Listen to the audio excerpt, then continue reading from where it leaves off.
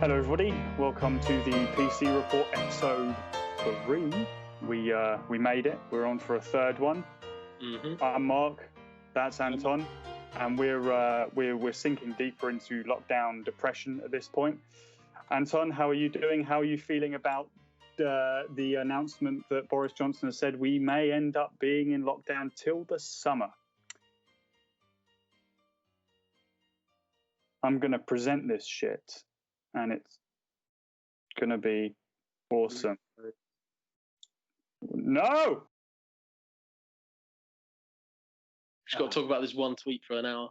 Yeah, we just got to talk about the owl for an hour and a half, please. It's a good looking owl, I'm not going to lie.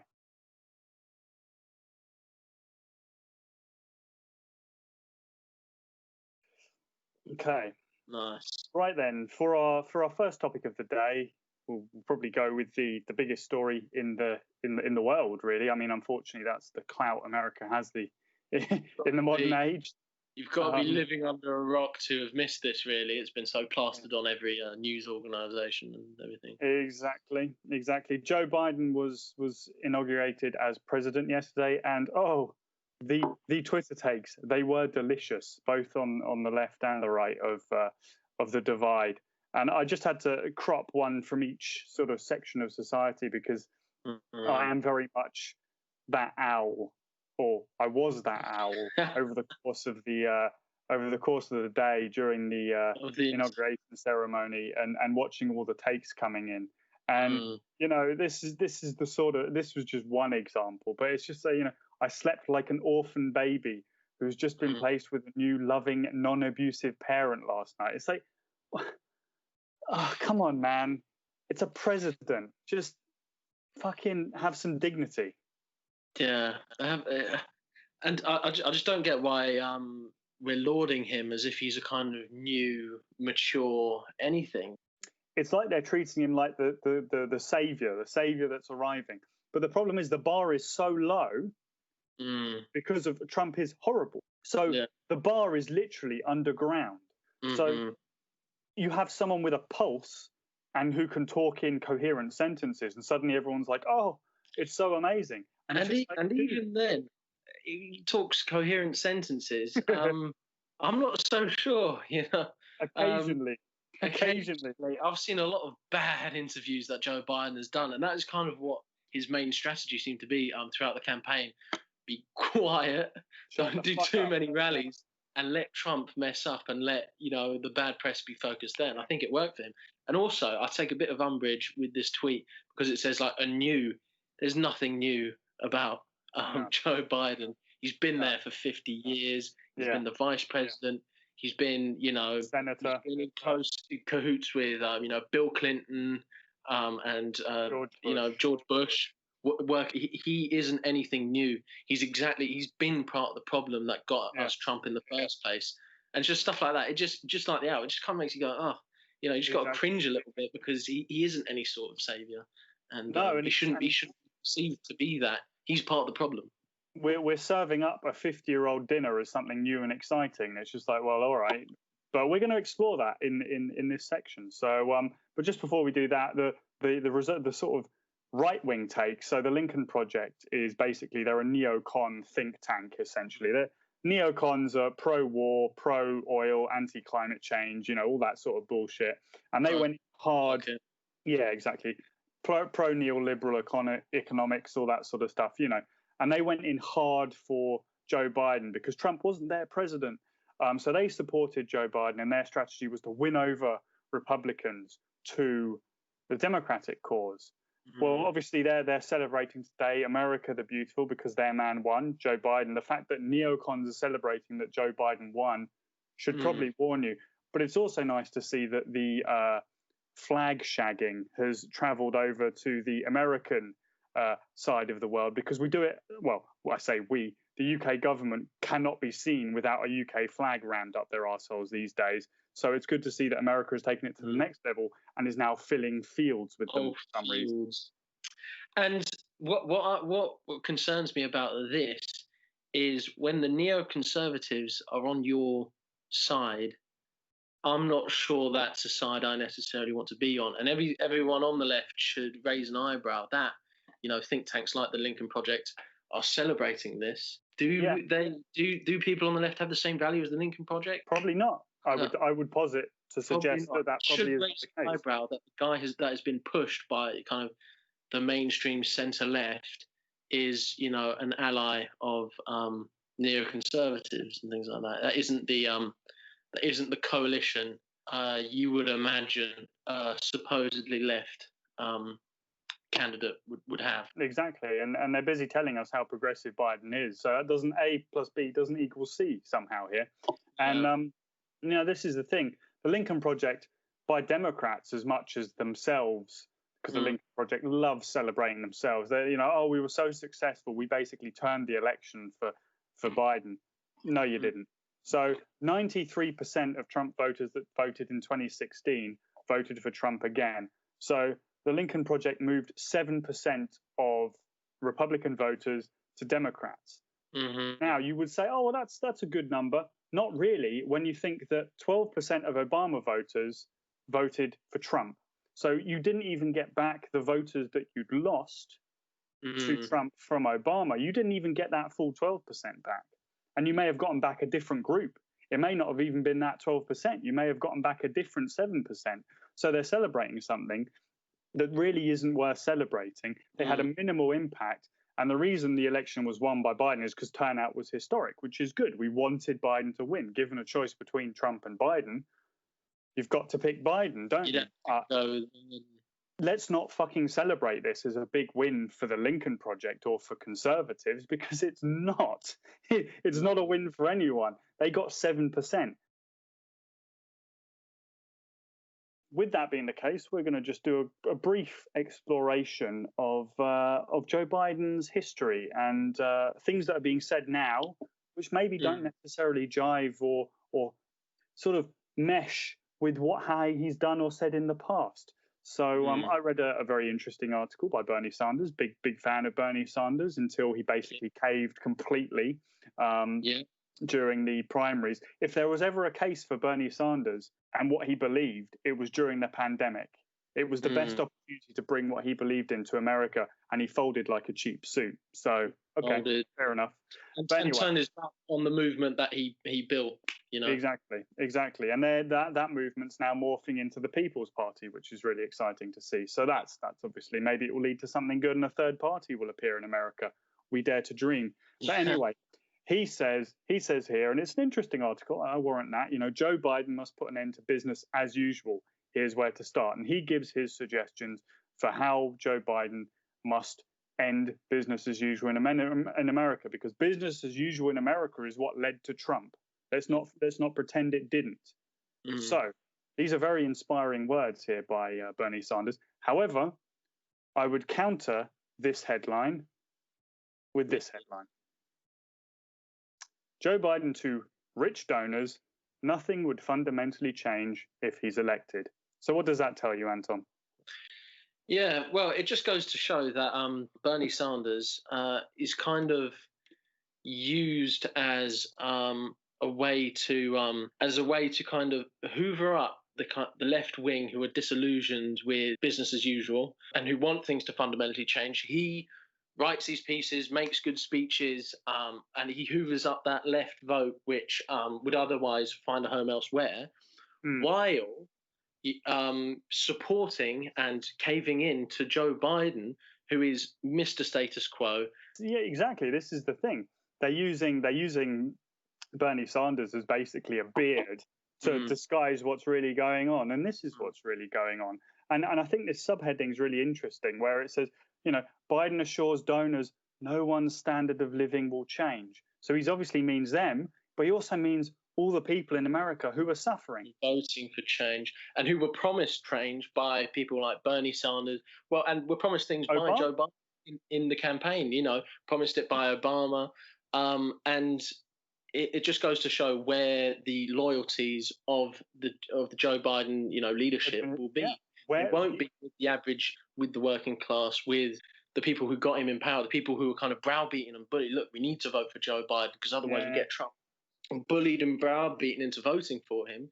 And now we can see that it won't be a Yeah, there'll be tokenistic things like, the Paris Agreement, all these things that he can just executive order, which are just kind of going back on things that Trump did, yeah. But there will be no fundamental change No. to the banking system, which has a big movement of people behind it who want change, and it just goes to show that he will be beholden. It just goes to show who he's beholden to, and and Bernie Sanders will get rolled out every time they need excuses or get people fired up for things. And that is Joe Biden is now. He's just like I said, he's just a tool to make sure that the centre left and the left of the Democratic Party stay where they are and carry on voting Democrat. Yeah, no, exactly. I think it's just a tool of the neoliberal leadership of Joe Biden and the Democratic Exactly. Party. Bernie Sanders says this, but Joe Biden's saying this, and that's something you have to be aware of. And for those people who are expecting drastic things to happen, just remember, nothing will fundamentally change. I'm not saying that. We're not saying that. Joe Biden's saying that to rich people. He's not saying that to normal people. He's saying that to rich people. So next on our fun things, obviously Joe Biden did a load of executive orders, which we touched on. And one of them was to extend the pause on student loan payments, which is good. But keywords, pause, not forgive or anything like that. Just pause. All right, that's fine.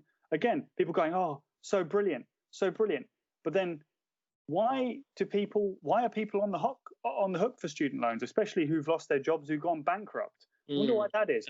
Ooh, let's just cast our minds back briefly here. Rewind. How Biden helped strip bankrupt protection from millions just before the recession. Yes. And this was for student loans. Yes. Excellent. The one thing that education in the US is extortionately expensive. You can come out with debts of $250,000 upwards these days. Any other kind of debt, you go bankrupt, that can be written off. But Joe Biden made sure that even if you lose your job and are bankrupt, you don't have a penny to your name. Yeah. Let's remember, Joe Biden cares about the little man. Joe Biden cares about young people and students and ethnic minorities and all that. Look at this. This is disgraceful. And then we're supposed to kind of cheer when he does pause student loans, which are too high, without realizing that he's the architect of why that is. He's an architect of the legislation he's doing. He's backtracking on right now. And if you start a business and go bankrupt, those debts are wiped. Joe Biden here. What does he stand for? Again, this is what we're seeing, and this is really interesting. This down the bottom here, and gallingly, the bill made it completely impossible to discharge student loan debt. Completely impossible.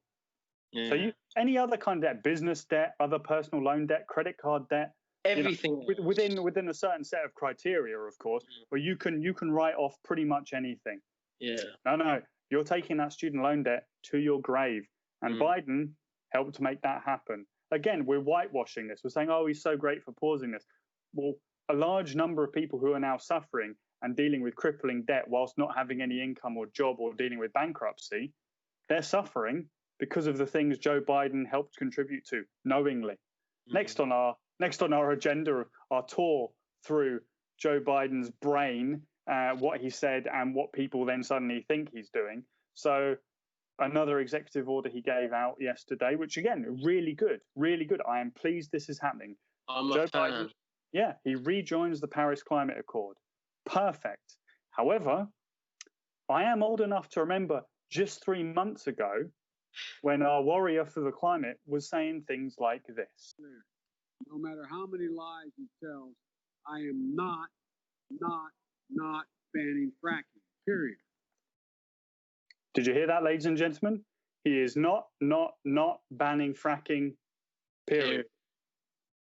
But what a climate he's a warrior hero. for climate. He's a warrior for climate, but he's not banning fracking. Not even. Sorry, not would mean he is. Triple negative there. Yeah. Oh, you got me with the triple negative.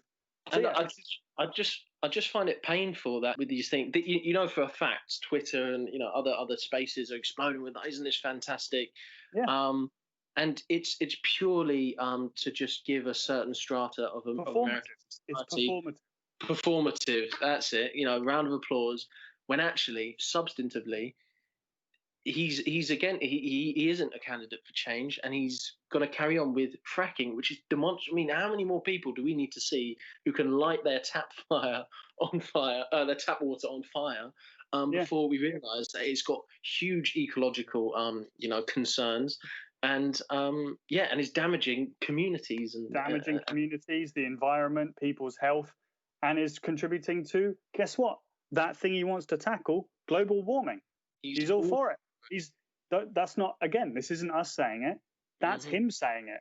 And the fact that people can't remember back to 3 months ago when they announced these things, suddenly everyone's like, oh, he's back in the climate accord. Yeah, but what did he actually say when he was asked? What did he campaign on? And here we go. This is it. So what's the big thing that was gaining traction to deal with the climate emergency? The Green New Deal. Well, again, I'm old enough to remember, but 3 months ago, when Joe Biden said live at the debate on TV in front of the world, he does not back the Green New Deal. And there was something comical about this as well, because in the specific interview, he starts arguing the case for the Green New Deal. Yeah. And he's, it will create jobs, it will make more money than it, pay for itself. It'll pay for itself. And then when the interviewer asked him, do you support it? And he said, no, of course I don't support it. And the reason why he said no is because he's made promises to big oil that he won't ban these things, that he won't, business as usual. Nothing will fundamentally change. Listen to what he has stood for his entire life and what he said just 3 months ago before you start getting all idealistic and rosy-eyed about what he's actually doing now. And I could kind of see if this was a video or a position he had years ago, 10 years ago or whatever, even when he was in the Obama's vice president, I can kind of see, okay, people change. 3 months. People can develop their ideas and change their mind. This is literally yesterday politically, in political terms. This is right now. September. Unbelievable. And obviously, last and not least, are the accusations against Joe Biden when it comes to his behavior and treatment of women.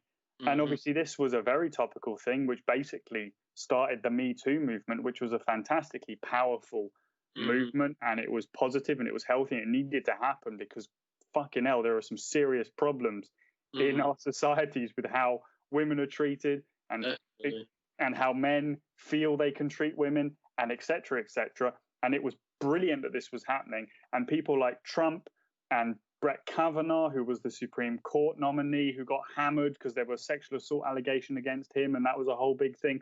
That was good, and that needed to happen. And we need to believe women. That's what Me Too was saying. Believe all women. Until it's our guy. Until it's our guy. Because just to summarize, if people don't know, because you don't hear it, because no one fucking covers it anymore. No one talks about it because it's taboo. But essentially, 8 women have alleged that Joe Biden either touched them inappropriately or violated their personal space in ways that made them uncomfortable. One of these women, Tara Reid, alleges Biden sexually assaulted her in 1993. And on the right-hand side, I've put her little testimony as to what happened. And if you read that, it's pretty fucking awful. Definitely. And you know what it reminds me of? It reminds me of a certain orange president saying something like, "Oh, I'm going to grab her by the pussy," and then people losing their fucking minds. So explain to me how this is different. How is this different? Yeah, it just goes to show it isn't different at all. If this was anyone on the other side of the aisle politically, they would be crucified, and it would not leave the news cycle. It would come up in every interview. You'd have journalists grandstanding, rightfully, going after Trump or whatever. But when it's Joe Biden and we've got to win this election, the right women and believable women just completely disappears, and it really bugs me because it's like either we have values or we don't. And this was such a positive movement towards gender equality and things like this. And it died as soon as there was an election where, they needed the Democrats to win. Yeah. And either we believe women or we don't. Either we support gender equality or we don't. And this might be after all the things we've just gone through, this might be the biggest one for me. Because how can we pretend to have values if we just throw something like rape and sexual assault out the window? Look at when Brett Kavanaugh was up for the Supreme Court, how the media went after him when similar claims, rightly so. But and then as soon as it's a blue man, we don't have values anymore. We don't believe women, and this makes me despair. Really, yeah, and this is the thing, and this is exactly what happened. The founder of Me Too basically threw Me Too, her own movement, under the bus by saying Joe Biden can be accountable and electable. Well, if he sexually assaulted someone, he can't be electable by Me Too's own logic. So what are we doing here? And this is the thing. You have since that Joe Biden incident, where then it was all pushed under the rug. Where's Me Too gone? It's gone. It's gone. It's literally gone. No one's talking about it anymore. Joe Biden killed the Me Too movement because they killed it because they were like, it's more important that he wins against Trump than we actually have standards and actually accountability to ourselves. We're going to burn all that and forego the right to. Because how do you criticize anyone on the right ever again now? Because if they sustain this movement and try it when it's the right thing. Exactly. If now someone on the right is nominated for something and they're horrible and they've got accusations of sexual assault, etc., etc., etc., and we on the left go, oh, he's awful, and the right goes, well, so what? You did the same thing when it was your man. It's all performative. It's all lip service. And the moment it doesn't fit you politically, at the moment it's not politically expedient, no problem. We'll drop that. We'll kill that because our man needs to get in. We need to be. Our rapist is better than his rapist, or sorry, our accused rapist is better than his accused rapist. So you know what? We're gonna pretend it doesn't happen when it comes to our time. Well, this is a good subject to hit Trump over the head with. As soon as it's our gate, let's put that tool back into the shed and forget about it. Yeah. And speaking about tools that we are either using or not using, that transitions us nicely into our next topic. Our next topic of the evening. The Democrats. The Democrats. Even when the Democrats win, they find a way to make it seem like, or not just seem like, but actually lose. It's incredible.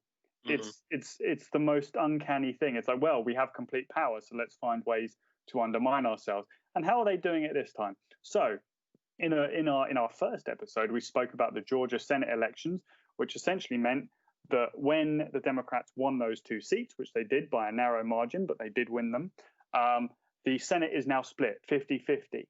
And the Senate Majority Leader goes from the red turtle of Mitch McConnell to Chucky the Shoe, who is the senator from New York, who basically is now he's now the chair. He now controls the Senate. The Democrats are in power, right? Wrong, because whilst it's 50-50, the Vice President, Kamala Harris, has the tiebreaker, so the Democrats can do legislation. However, no, not on our watch. Too easy. Not while we have the President, the House, and the Senate. What? Do actual legislation? Get out of my face. We need someone to blame as why and create excuses as why we can't push legislation through. So why don't we team up with the bleeding Republicans? Exactly. What's the point of the Senate here if you just want to immediately? And what gets me about this is, do you ever hear, the Republican senators ever talking about, crossing the aisle and we need to bring some Democrats onto our team to push up? No, they've got a position and they go for it. This is the thing. What happens is the Republicans win and they choose the positions, and then some Democrats go, well, we have to be bipartisan, so they take their positions because they secretly agree with their opinions. They actually want to be Republicans deep down. Or then what happens is the Democrats get into power and they do what's happening here. So Democrats control everything, right? Wrong, because Schumer and McConnell are going to come to an agreement on power sharing. They're going to share the Senate, and they're going to push things through that the Republicans are happy with. So climate change, nope. Minimum wage, nope. Healthcare, nope. Any sort of reform that you're looking for to happen, which is currently something that's not happening, it ain't going to happen now. Because guess what? They're not going to do it. They're not going to do it because they say, oh, we can't be bipartisan because we share all the committees and it's a split vote. And it would be rude to not do it bipartisan wise. So we just can't do. I'm sorry, all you progressive people who wanted Joe Biden to do progressive things. We just can't do it. Can't be done. Can't be done. They can. And it's a thing called budget reconciliation. Here, ladies and gentlemen, is everything you need to know. So instead of needing a majority, so it's 100 seats, and instead of needing 60 seats for a bill to pass, the Democrats could use such a thing as budget reconciliation, which really only needs a simple majority. So 50 plus a tiebreaker plus 1. That's all you need. And the remit and the scope of what you can actually get pushed through using this method is huge. This I would recommend, if you're interested, go to the House Committee Budget website and have a look, because it's really, really interesting as to what the scope of what you can do is. And more importantly, it's filibuster proof. So the Republicans can't block it. So you want to get through a Green New Deal? There you go. Do it. And guess what? They're not going to. They're not going to. They've got a tool. They've got a toolbox full of tools. And there's a really awesome tool. But we just can't, because we have to share the tool with Republicans. This brings up a real kind of crisis of American democracy and everything. Because what is the point of voting these people in if, once they get there, they then join forces with the very people who the people who elected them voted against? Because you have the House, the Senate, and the presidency. You can do whatever you want, but they don't want to do whatever they want. Yeah. And while all this is happening, look how Bernie Sanders and AOC and all these people will come out with headlines of, we're going to create change, we're going to do this, we're going to do that, we're going to increase the minimum wage. They're going to come out with all these popular headlines. And then, meanwhile, part of the Democratic Party here in the Senate are going to be the very people who then are going to pick that apart and make sure real substantive change doesn't actually go through. And just shooting themselves in the foot here. There's no reason to do this. And this isn't what the people who put you in the Senate voted for. So shame on you guys. Exactly. And already it's been one day and the Democrats are already rolling on promises they've made. When Joe Biden was elected, his final pitch to Georgia was the following. Vote blue and $2,000 checks will go out the door immediately. That's pretty cut and dry. Yeah. How can you possibly misunderstand that? How could you misunderstand that? If you vote for us, then the day they get elected, $2,000 checks will go out immediately. How could I be misunderstanding this in any way? That means a check for $2,000 will be sent to me. Well, exactly. Not me, the American people. Exactly. And that was pretty cut and dry. And there is data showing that the narrow majorities won in Georgia by the Democrats was off the back of this promise. So the Democrats, being the big brain genius boys and girls that they are, what do you think is the first thing they do? They're going to break that one promise, or it looks like they're going to, because they haven't yet, but it looks like they're going to. And let's just get it, because it's not just, they're not bold enough to just break it. So it's in a weaselly way. So essentially, a $600 check was already approved, which has gone out to people, right? So that's going out $600. That's nothing. So what the Democrats have said is now, what we're going to do is we're going to pay you $1,400. And then if you add that to the $600, then you get $2,000. But that's not what they said. They said you would get $2,000. And they're not going to give it to you, or it looks like they're not going to give it to you, but they're not brave enough to tell you they're not giving it to you. So they're going to weasel it and be like, well, it is $2,000 if you add it to the thing that already happened. And there you go. This is why the Democrats always end up losing. And I just think it's shameful how they speak to people. we didn't actually mean 2,000, but look, that 600 plus the bit we're going to give you. See, that's what we meant all along. No, that isn't what you meant all along. You lied, and you lied. Yeah. And this was a vote winner.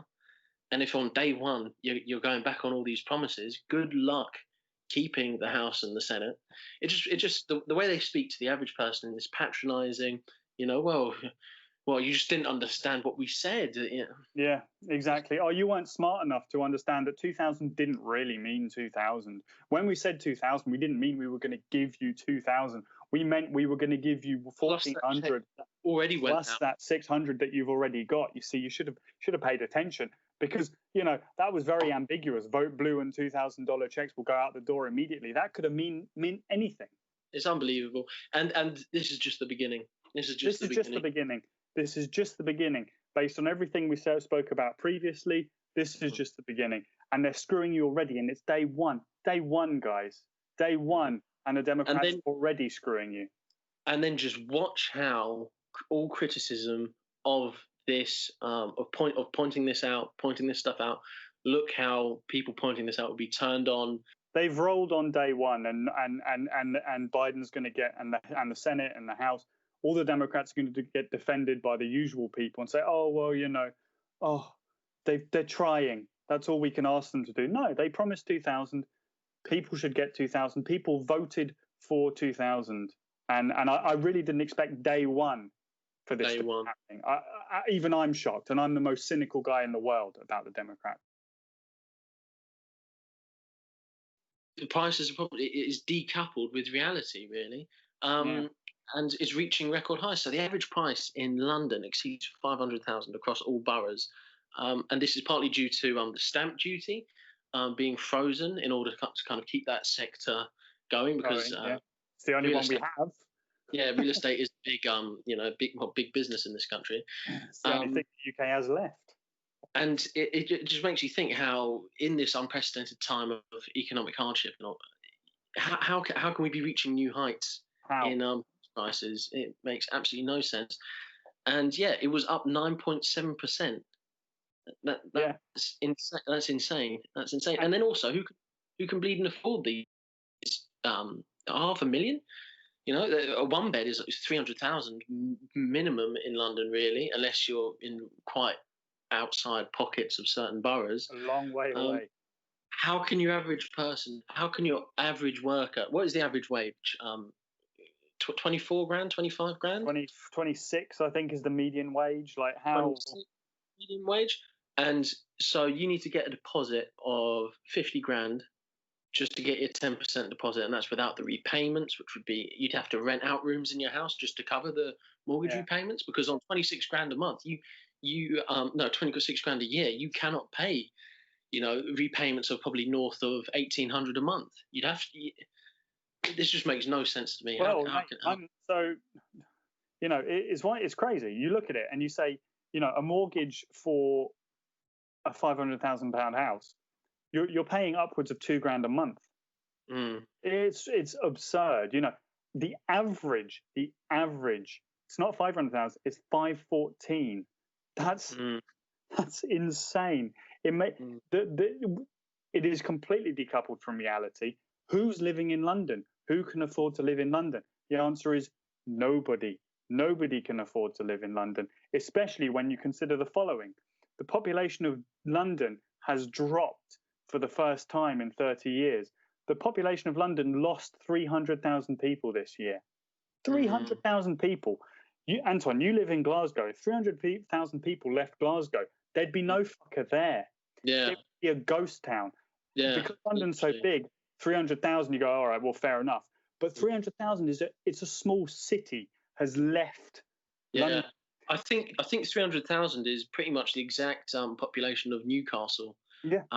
So imagine that population just disappears, and even in London, it's not an insignificant number of people, because 300,000 is about about the same size as the borough we grew up in, Lewisham. It's 300,000. That's still a borough's worth of people that has disappeared. And it just makes you think then, how are these prices going up and up and up? Yeah, who's buying this? Who's buying this? what investors are going for this, and I think it demonstrates that during these unprecedented times, working people are finding it even harder and harder to get on the property ladder. It was already insane in London, but it's getting increasingly difficult at a time when people are suffering more. You look at this, and it makes no sense. Essentially, and this was happening before Anton and I left.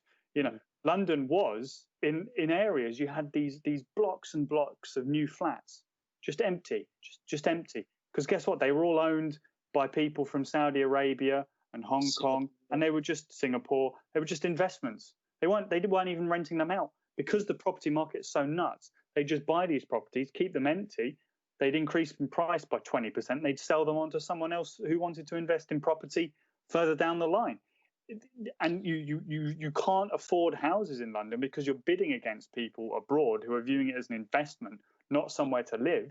And people are giving up now. People are leaving. So all you're going to have, good on them, yeah, exactly. All you're going to have in the end is people servicing a very select elite.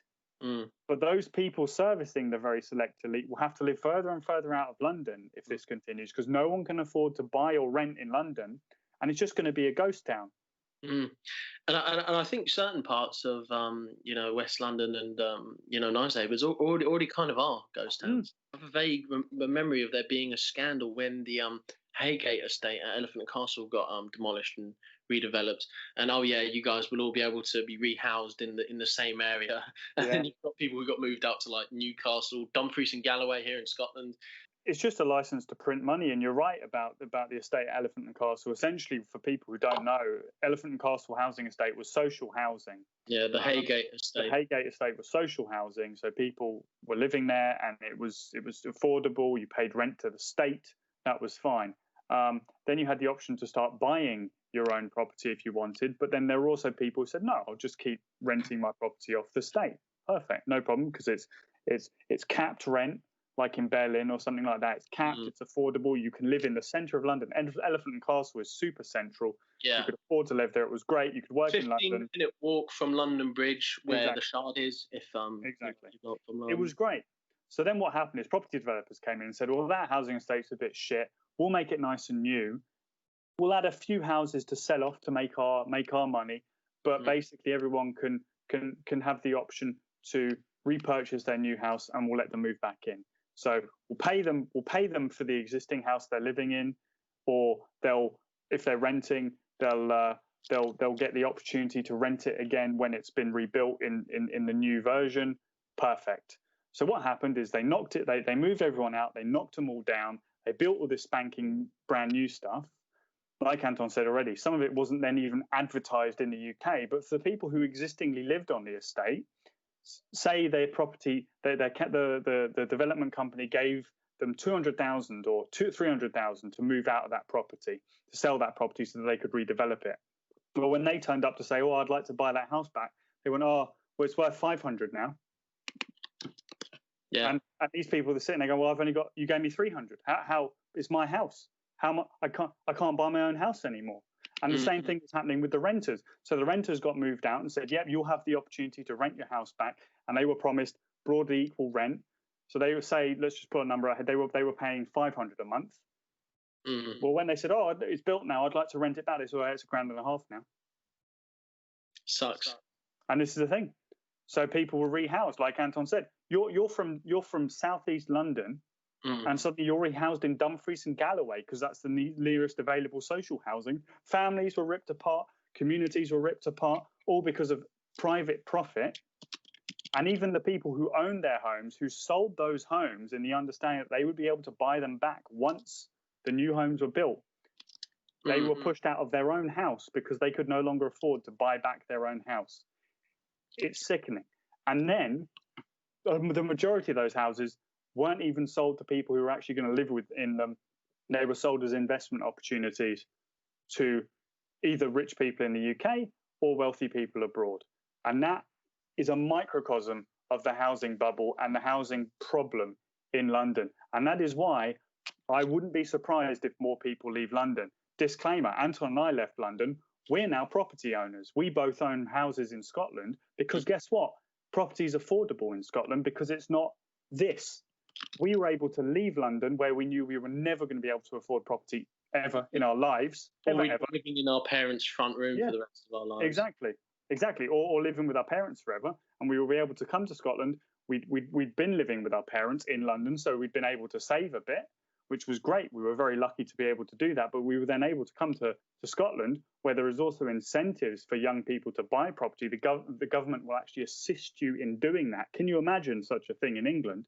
In Scotland, the government will help you buy property. So we moved to Scotland, lived in Scotland, and Scotland gave us the opportunity, with the money we've saved, to purchase our own houses in Scotland. Meanwhile, this is happening in London.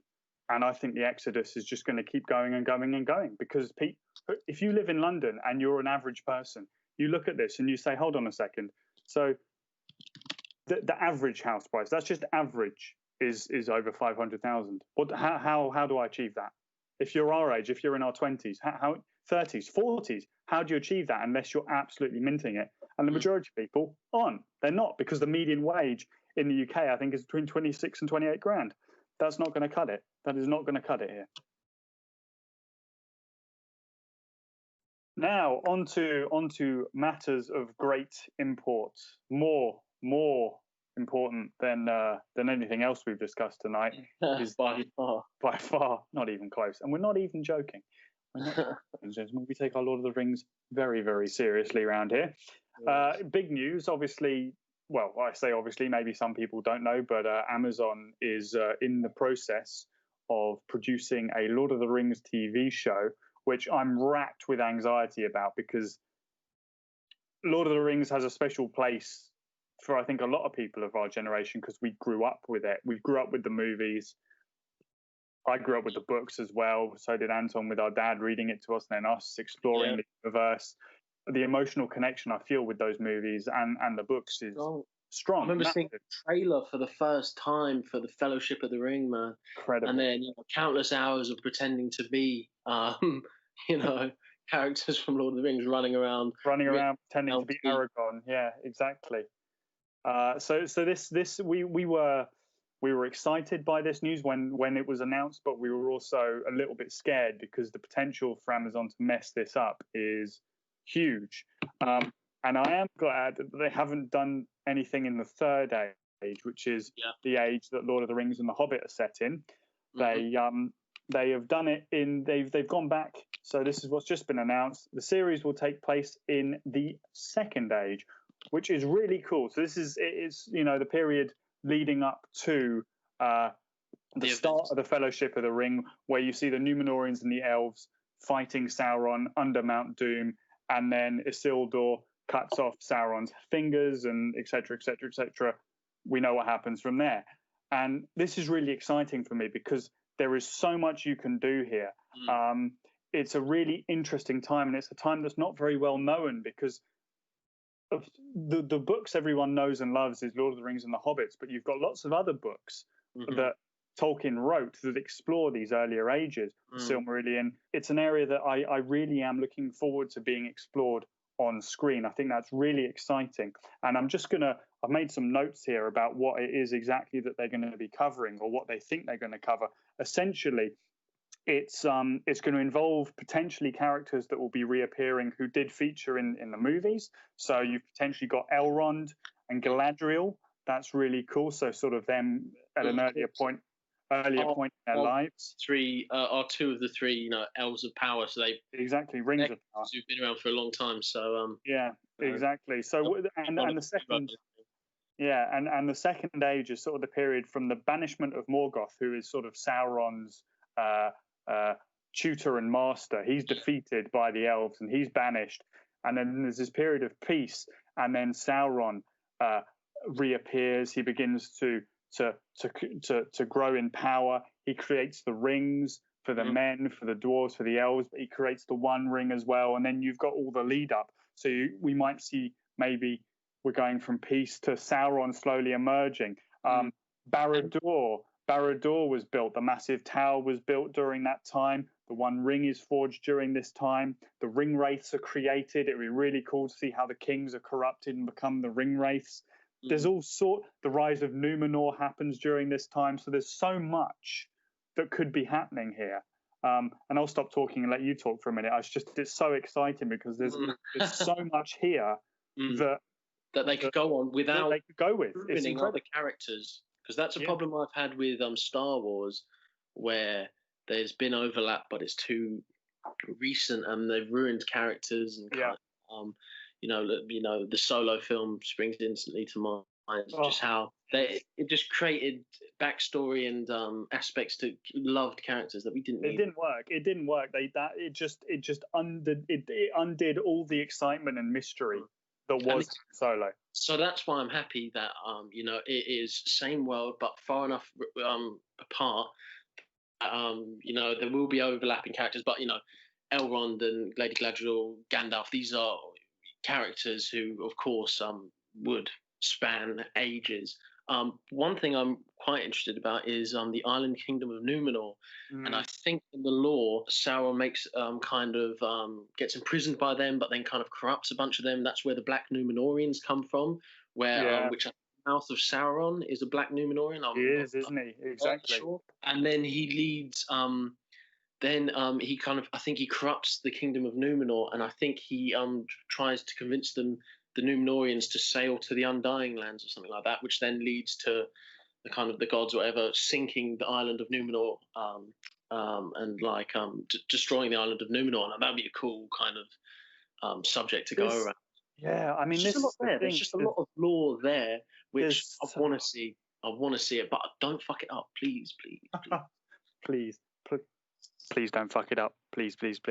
No, I mean, this is the thing. There is literally endless opportunity for exploration, and the Middle Earth, and not just Middle Earth, because obviously Middle Earth is just where the events of the Lord of the Rings and the Hobbit are set, but the wider world of Lord of the Rings is it's so rich, it's so exciting. There's so much you could do here. So Amazon has the money. No one debates that Amazon has the money. That's cool. We know it's going to look pretty. We know it's high budget. It's going to look nice, but we need. And then one thing which I kind of want is the Lord of the Rings world is so large and diverse.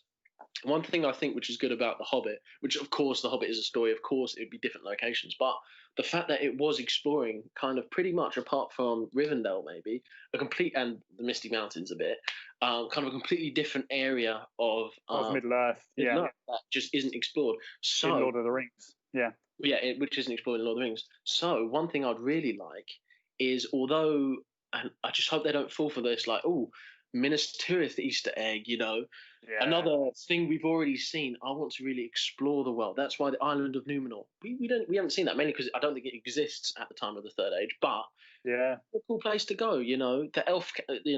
Let's have a closer look at Elven society, because they're kind of, although they've got strong individual characters, we don't really see what their society is like. Yeah, exactly. You're right. Dwarf and orc societies kind of are flesh or goblin. The Goblin King. Even though the CGI was a bit questionable, we actually look into these societies a bit more.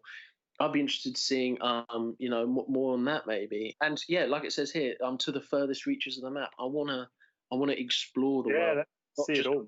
Classic hitters that we've seen before. That would work, but I want a bit more kind of exploration and it just creativity with it. Yeah, be adventurous, be daring. Yeah. Why wouldn't you? Well, what have you got to lose? Nothing.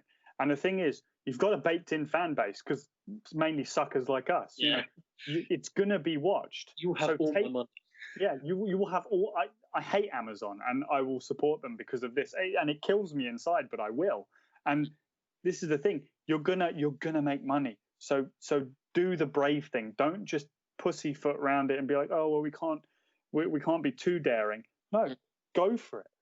Be exciting, be different, explore new things, and I think we could have something really, really special here. And I think we could potentially have our next Game of Thrones, but hopefully without the ginormous cock up that was Game of Thrones. Yeah.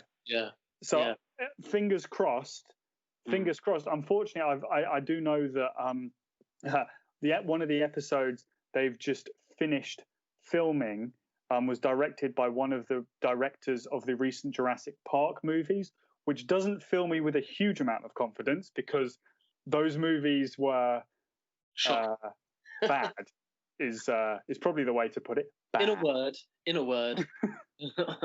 Exactly. So, but that's not to say that director won't do an excellent job on an episode for Lord of the Rings. So I'm very hopeful. I'm very excited. I'm excited with the scope of this. I'm excited by the funding they've got available. They can make this really something awesome. And there's no excuse for them not to. No, exactly. One thing I do hope is they go with more of the Lord of the Rings style than the Hobbit style, because the Hobbit style with all the CGI was very, very cartoony. And whilst I love the Lord of the Rings and I love the Hobbit book, I did not like the Hobbit movies apart from the first one because it became a cartoon. Danger. Yeah, and that's a problem with a lot of movies these days. And we might talk about The Hobbit at a later point, but those were very disappointing movies, and I think they were very disappointing movies for a lot of people for a pretty clear set of reasons. And I hope that Amazon doesn't fall into the trap of doing something like that. So we'll see. And then piggybacking off of that, I really want to see them take up. Now it didn't happen in The Hobbit really so much. Throughout Lord of the Rings, there's always been a kind of comedic, kind of light-hearted themes throughout. Think Merry and Pippin, think Fili and Keely or whatever. Jokes and all that. But I don't want it to go kind of Marvel level. And that happened with Star Wars. That happens with a lot. The great thing about Lord of the Rings is it takes itself seriously, and it is, and that's what makes it so immersive and so good. And I'd really hate for it to kind of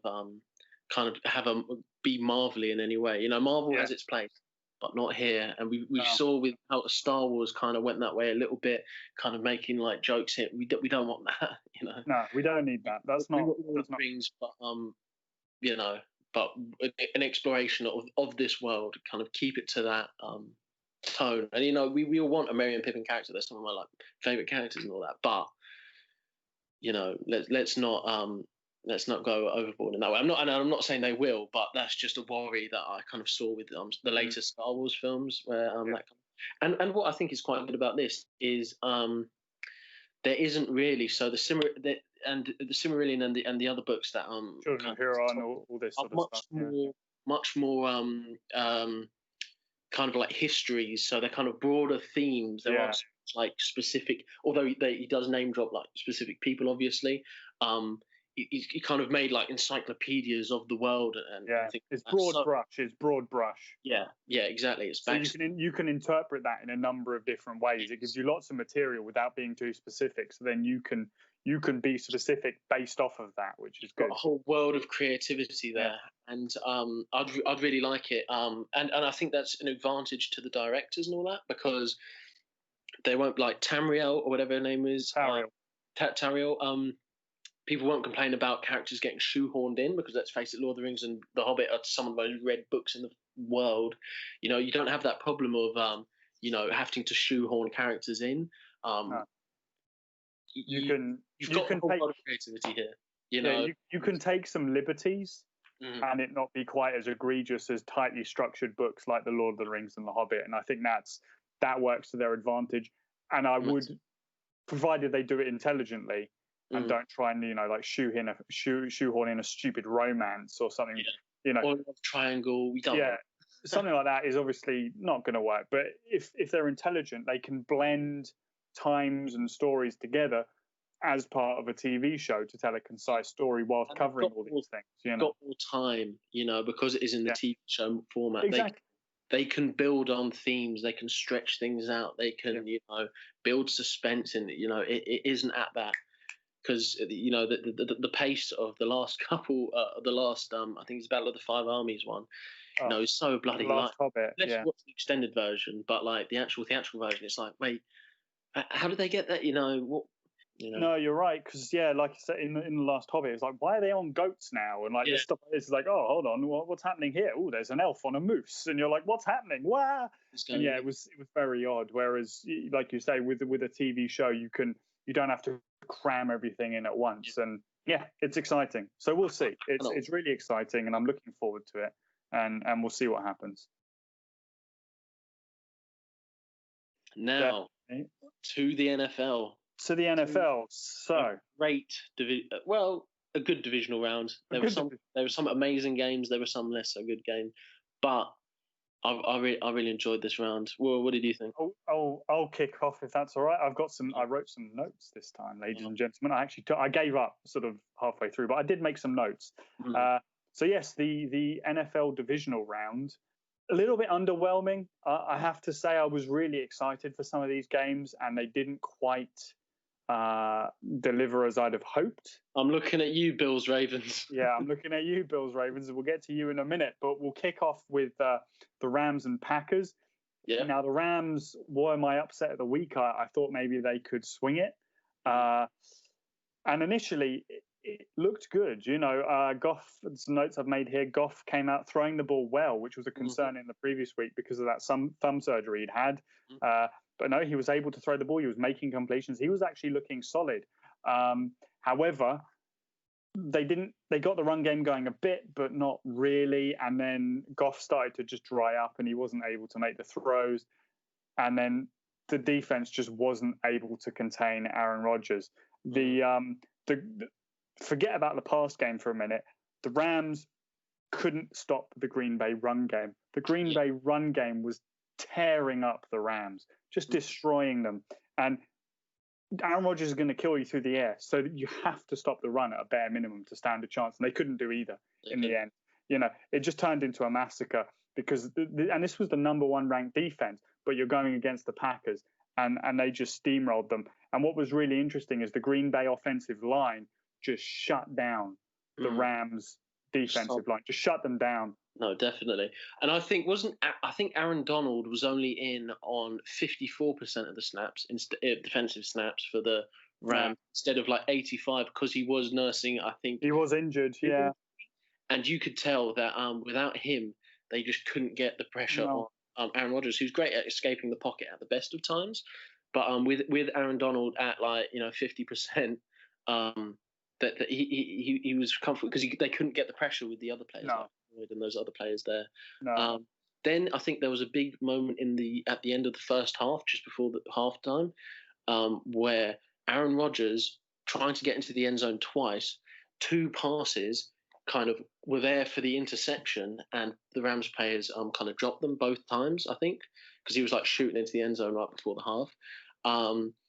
And they settled for a field goal there, making it 19-10 at the half, I think.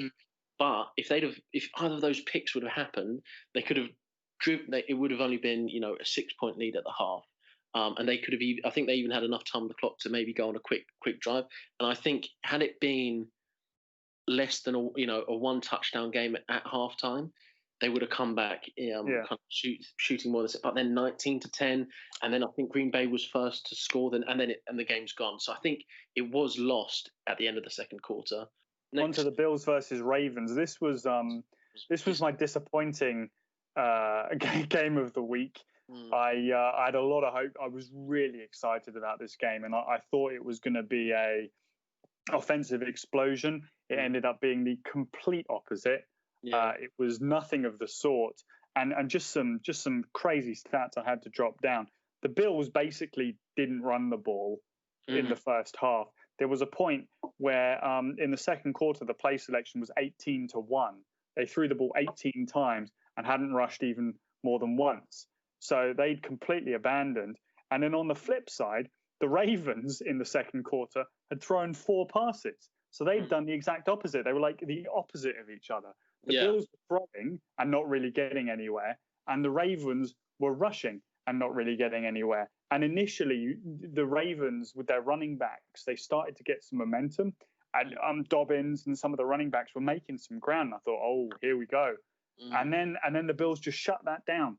They just shut that down, and Lamar Jackson couldn't hang.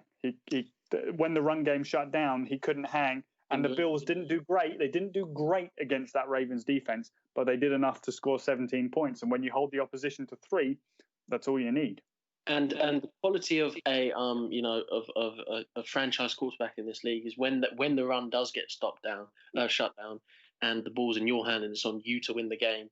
Can you rise to that challenge? And I think Jackson didn't rise to that challenge, and they never.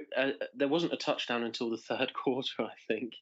And once just brutal. Yeah, it was a slow burner to say the least. And once the Bills scored, it was kind of inevitable at that point.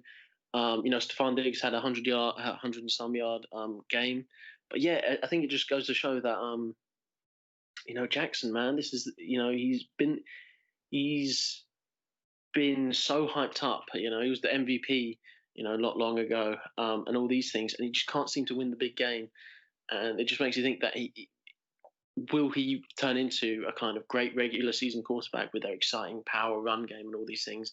And he doesn't, early on in his career, he hasn't turned up in the big games in the playoffs. It was a bit of a disappointing game, and well done to the Bills. But geez, man, I thought it was going to be higher scoring than this.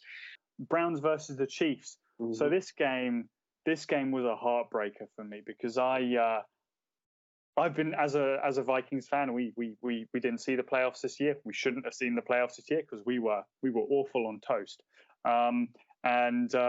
So I was supporting the Browns as sort of my team through the playoffs. And great win last week against the Steelers. And this week there was victory in sight. It was attainable, and then suddenly it wasn't, and it's so disappointing. And to have lost by 5 against the Chiefs, well done. It's been a great season for the Browns, but they couldn't do enough. And I think the major talking point of this match was the fumble in the end zone, which Rashard Higgins sort of catches the ball. This is the Browns wide receiver. He runs for the end zone, and as he's reaching out, he gets nailed in the head by a safety, which should have been a penalty, which wasn't called. But he then fumbles the ball before making contact with the pylon. And when the ball goes out of bounds in the opposition end zone, the defense gets the ball. So then obviously the Chiefs got the ball. And that was that at that point. That was it, And that ended up being the difference. That ended up being the difference. And fair play to Chad Henne, who came in relief of Patrick Mahomes, who got, it's crazy, second starting quarterback to get knocked out of the game this weekend. And he came in and he threw an awful interception, which sort of set up, you thought, oh, it's on, the Browns could win this. And then he made a really gutsy play on 4th down to ice the game, and I love it when a guy comes in and performs. I love to see that. So I can't be mad at Chad Henne. And Stefanski, our old offensive coordinator, head coach of the Browns, love to see an ex-Viking do well, especially when they're in a different conference. The Lions, Packers. But I was listening to Bill Burr's podcast, and he mentions this game, and he said something that just completely stuck with me. It was the Chiefs on their opening possession, I believe. They just drove down the field and scored. Or if that wasn't their first possession, it was really easy, bang, bang, bang, scored. And the Browns panicked and then immediately started focusing on the pass game, making Baker Mayfield win the game. And he pointed out, and I totally agree with it. Dude, you got the best duo of running backs, Nick Chubb, Kareem Hunt, in the league. Lean on that run early, and once they remember that huge drive, I think in the third quarter, was really kind of run heavy, even run and pass. And I just think in the first half, I totally agree with Bill Burr on this one, but he pointed out I didn't fully kind of appreciate it. They should have run the ball more in the first half, eat up the clock, and keep the Chiefs off the field, man. Keep the Chiefs off the field. Half, which is what got them back into the game in the second half. They should have just kept to their game plan and not been kind of flustered by that early touchdown. And they should have won this game. I'm so upset. So the last game of the weekend was Buccaneers versus Saints, which I called correctly. I actually got something right. I thought the Buccaneers might win this, and they did. And the score makes it seem closer than it was, because it really wasn't close. No, it wasn't close. Breeze was awful, and Breeze. It's now been announced. I think Breeze maybe is officially retired. He retired. In fact, there's a video snippet of at the end of the game where it looked like he was almost crying and stuff. Yeah. And it's Breeze telling Jameis Winston, like, this is your team now, kind of past the wins. And I think it's official now that he has. What a great career he's had, but fair. This score flattered the Saints. I did not expect Drew Brees. 3 interceptions. Yeah. Past a certain point in the game, they were never really in it. The Buccaneers managed to shut down Michael Thomas as well to a much greater extent than I thought. But of course, Michael Thomas hasn't really been in the lineup because he's been injured most of the season. He's only had like 2 games or something. Yeah. But yeah, sorry, I interrupted you. You got any other thoughts on that? No. I mean, no, that's the thing. What a shame. I mean, I don't really like the Saints. I don't really like Breeze, but you can't argue with his career. He's been one of the best quarterbacks in history. And he won a Super Bowl. He's done everything. He's got all sorts of records. But he looked old in this game, whereas Brady looked young. Brady, Brady looked young. Brady looked like 25-year-old Brady all of a sudden. I don't know where this is coming from. He's found the fountain of youth. Whereas Breeze looked his age, and you were like, this is the end of the road. The Saints have been riding Breeze for the last sort of 3 years. It's been like year after year. They've been like, right, this is the last year. Now this is the last year. Now this is the last year. And it should tell you something that the best play of the game was when Jameis Winston came on and made one throw for a touchdown off of a trick play. And that was the only time the Saints even looked vaguely dangerous. The rest of it, you were like, nah, the Buccaneers have got this. And the Buccaneers defense kicked their ass. They 20 points flatters them, like you say. They did not. It was not a close game. And I just really was. I forgot about that big play because I think Drew Brees didn't break 100 yards until the 3rd quarter or something like that. Goodness. Really quite shut down on that one. Oh, bad. And I enjoyed this one. In fairness, actually, I was complimenting Brady. Brady did look a bit scrappy in the first half. Neither quarterback, because I remember us talking. It was like 3 a.m, and we were both slightly drunk, and we were like, "It's ridiculous." You've got 2 Hall of Fame quarterbacks here. Neither of them have thrown for 100 yards or something, like late in the second quarter. Mm-hmm. So it was a game that picked up in the second half. But there was one vastly superior team, and that was the Buccaneers. And Goodwin for the Buccaneers had some bad drops in the first half, man. Huge. My God. I love the player, but dude, like that first half could have been more of a destruction than it wasn't really a destruction. They were quite even in the first half, but Godwin had some bad drops in that game, which I think was It's why I choose Mike Evans every time in fantasy, man. You give me Mike Evans all day, every day. Goodwin, nah. And I think Antonio Brown went out with a knee or an ankle injury as well, so he didn't play a major part. I think he only had 1 pass for like 10 yards. So he wasn't a major part. Yeah. They looked solid, man. The Buccaneers looked solid, and they're going to be riding this wave of momentum into the Packers game. Okay. So the championship round. This is the business end of the season. 2 games left before the Super Bowl. You're playing for it all at this point. You're playing for a chance to go and win the superb owl, as Stephen Colbert so nicely put it back in the day before he sort of became a very bad comedian. We miss you, Stephen Colbert. Please come back to us. So the first game is the Packers versus the Buccaneers. Obviously, last time they met in the regular seasons, the Buccaneers beat the pants off of the Packers. Which was the one bad game that Aaron Rodgers had all season. Yeah, exactly. And as a Viking fan, brought me hours of joy. I'm not sure that will happen to the Packers again, especially when you look at their performances over the last couple of weeks. This could be a really interesting game. I think it hinges on the Buccaneers defense. Yep. If the Buccaneers defense plays well, then I think this game is going to go in the favor of the Buccaneers. If the Packers can get the upper hand, irrespective of what the Buccaneers are doing on offense, if the Packers can get the upper hand against the Buccaneers defense, I think it's Green Bay's game, and vice versa. Yeah, totally agree with that. I think, it entirely depends on the Buccaneers being able to frustrate or stop the Packers. And if they're running... Which they did so well early in the year. So they can do it. They can do it. Both of these ones are so close to call, really. I think the Packers should win this game, but I'm totally expecting to be proved wrong on this one. And Tom Brady to have a fourth quarter drive that will, disprove us all, disprove all the talk he was getting last year about not having it anymore. I think surely Aaron Rodgers wins this game. They've been firing on all cylinders all year, apart from that one game against the Buccaneers. It depends on the Buccaneers being able to frustrate or, get Aaron Rodgers off their rhythm, off his rhythm.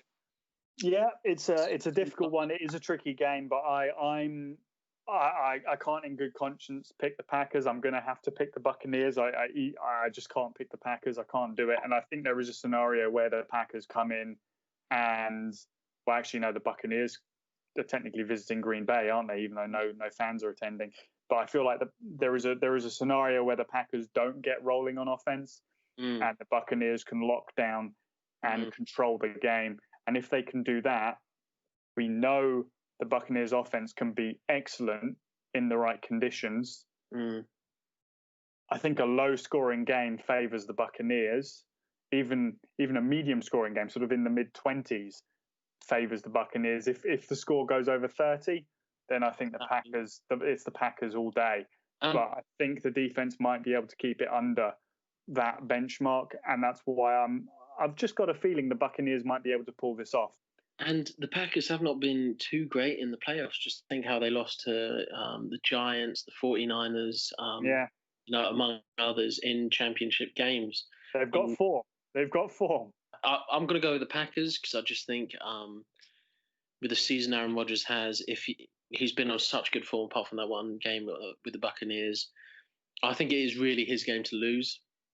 And if they do lose, there will be not question marks about Aaron Rodgers, but I think he will shoulder most of the blame, really.